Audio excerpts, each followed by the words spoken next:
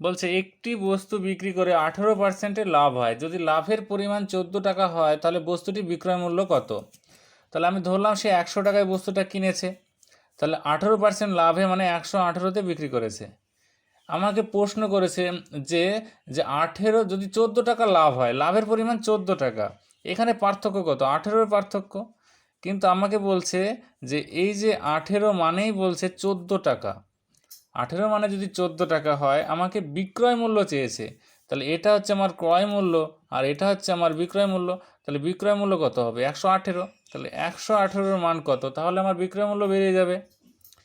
আমি যদি কাটাকাটি করি, দেখো 9 দুগুণে 18, 7 দুগুণে 14, 9 দিয়ে যদি কাটি, 9 একে 9, 10, 11, 28, দেখো যাচ্ছে না কাটাকাটি। তাহলে আমরা কি করব? গুণ করে নেব।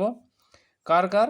না, এই 9টা এখানে থাকলো, এই 7 আর 118 গুণ করলে হবে 7 8 56, 6 হাত থেকে 5, 7 একে 7 আর 5 12, 2 হাত থেকে 1, 7 একে 7 আর 1 8, তাহলে 826 আর নিচে 9।